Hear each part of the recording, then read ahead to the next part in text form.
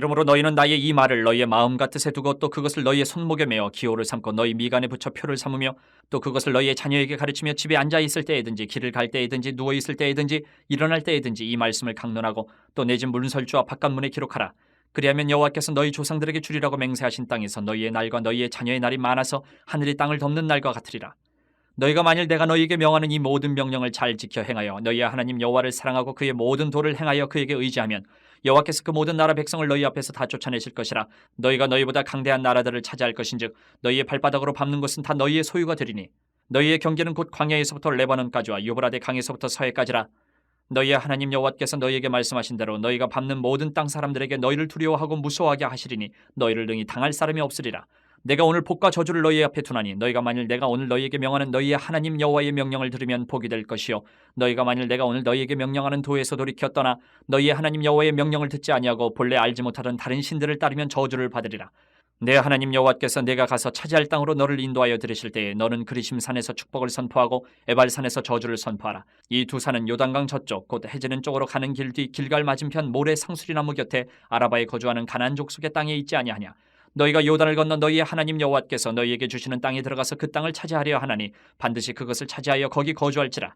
내가 오늘 너희 앞에 베푸는 모든 규례와 법들을 너희는 지켜 행할지니라.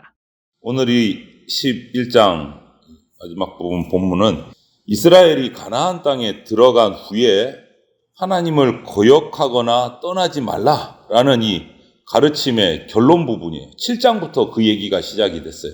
가나안 땅에 들어가면 하나님을 거역하지 말고 말씀을 따르라. 이것이 7장, 8장, 9장, 11장까지 계속 이어지는데 그 결론부 오늘 11장에 다시 한 번 더 강조하는 부분입니다.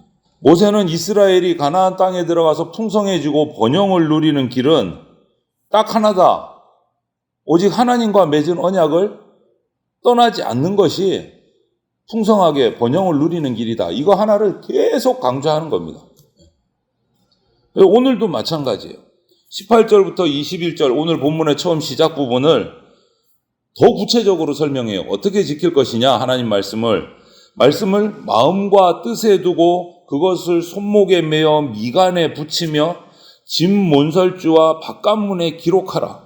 이제 구체적으로 설명을 해요. 이 말은 뭐냐? 여러분 마음과 뜻에 두고 이건 개인적으로 기억하라.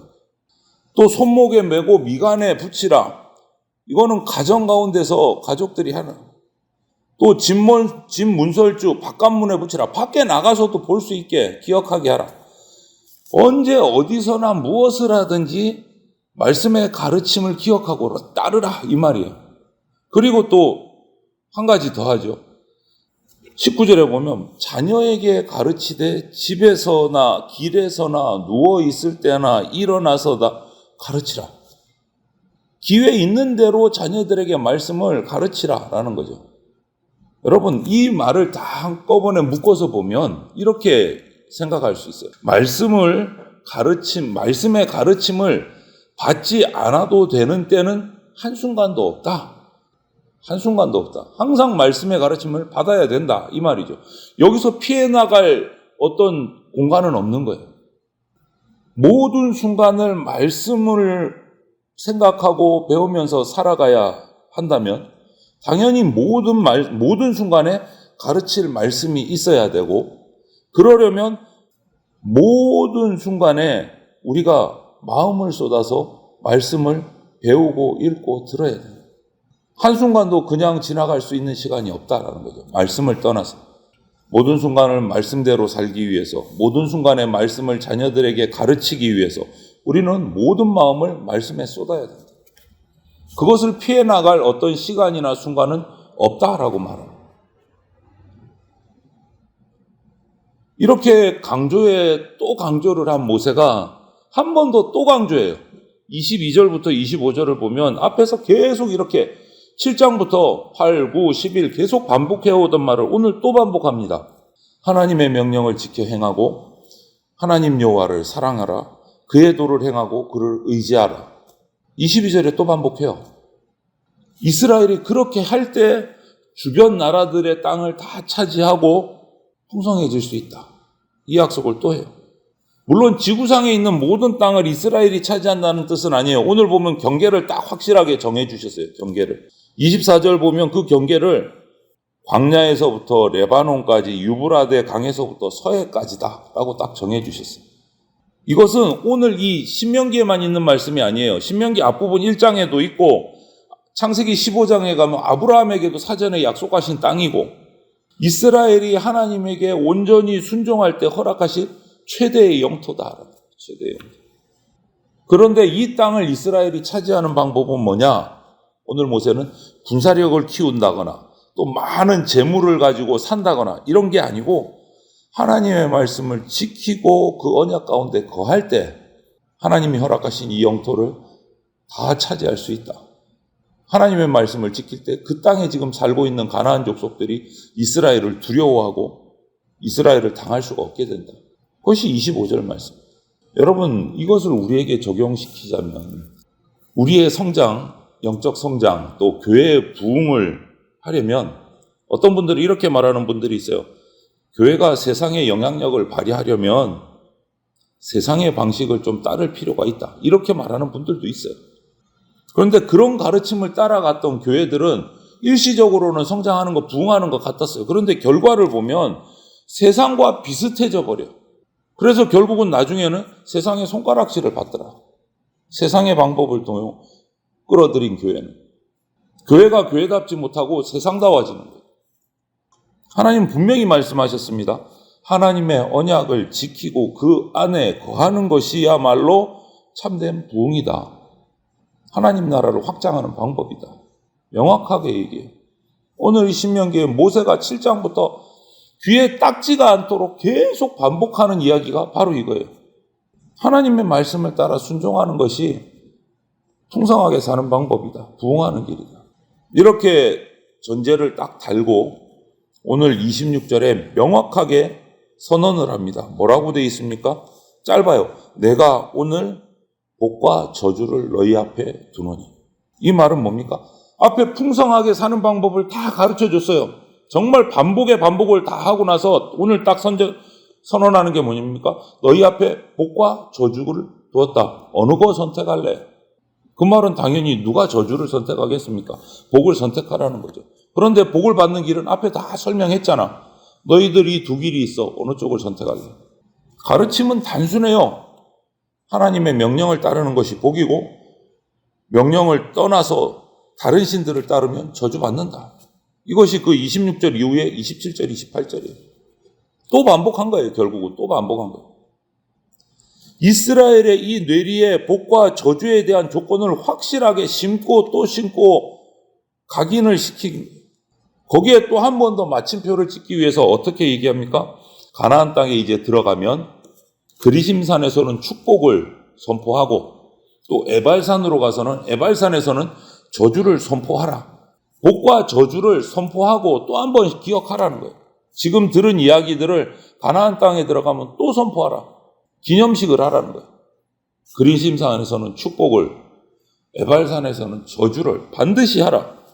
아직 이스라엘이 가나안 땅에 들어가기 전이지만 40년 전에 이제 모세의 후계자가 돼서 모세를 이끌고 가나안에 들어갈 여호수아는요, 40년 전에 이미 정탐꾼으로 가나안 땅에 들어가서 그리시산도 가봤고 에발산도 가봤어요. 그 지리를 잘 알아요. 그런데 하나님은 그래도 또 그 위치를 자세하게 알려주십니다. 어디다고? 이 두 산이 어디에 있다고 또 알려주세요. 그리고 반드시 들어가면 축복과 저주를 선포하라. 오늘 것이 29절 30절 말씀인데 이후에 여호수아서에 보면 8장 30절에 가보면 여호수아가 이 말씀대로 그리심산에 가서 축복을 선포하고 에발산에 가서 저주를 선포하는 장면이 여호수아서에서 기록이 돼 있어요. 가나안 땅에. 이스라엘이 가나안 땅에서 하나님을 거역할 가능성 때문에 이렇게 모세는 또 반복해서 이 경고의 메시지를 던졌어요. 그리고 모세는 마지막으로 31절부터 32절을 보면 이제 이스라엘에게 그 땅을 차지해서 거기 거주하라. 이렇게 축복의 메시지를 선포를 합니다. 그러면서 마지막 32절에 물론 그것을 위해서는 규례와 법도를 지켜 행하는 것이 필요하다. 이것을 한 번 더 마지막으로 마침표를 칩니다. 문제는 여러분, 우리도 지금 설교 들은 것만 해도 이 신명기를 하면서 저도 설교를 계속 똑같은 설교하는 것 같아요. 새벽마다 또 반복, 또 반복. 몇 법도와 규례와 명령을 지켜 행하라. 안 그러면 저주받. 도대체 몇 번 반복을 했는지 몰라. 그런데 문제는 이처럼 귀에 못이 박히도록 모세가 이스라엘 백성에게 반복해서 가르친 가르침을 결국은 가나안 땅에 들어가서 이 이후의 기록을 보면 이스라엘이 새까맣게 잊어버렸는지 포기를 한 건지 안 지켰더라. 안타깝죠. 수없이 반복을 했는데 이게 싹 안 지켜졌어요. 여러분, 여기서 우리가 정말 조심하고 경고를 받아야 될 것이 우리 죄인들은 언제라도 하나님의 법을 떠날 준비가 돼 있다. 저와 여러분들이 이스라엘 백성처럼 언제든지 그렇게 못이 박히도록 들었음에도 불구하고 듣고 또 들었음에도 불구하고 우리 속에 있는 죄성이 하나님을 떠나게 한다. 그러니까 우리는 절대 교만해서나 자만해서는 안 된다. 진짜 해도 너무하네. 이스라엘 그렇게 모세에게 듣고 또 들었는데 그 말을 안 지켜? 바보 아니야? 아니요. 그게 우리가 내가 될 수 있다. 그게 내가 될 수 있다. 그래서 우리는 하나님의 말씀을 떠나지 않기 위해서 철저하게 주님을 의지하고 붙들어야 됩니다.